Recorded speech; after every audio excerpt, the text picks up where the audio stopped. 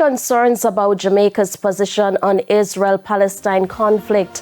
Good evening and welcome to Primetime News on air and online at onespotmedia.com, and a special welcome to viewers on TVJ International in the Cayman Islands. I'm Shamela Pullen. Also this evening, what's behind the high levels of crime in St. James? We have new data from a UCC study. And later, man who steals bike from a police station dies in a crash. There's also Saturday sports special and weather in this newscast, so please stay with us. I'll have the detail right after this break.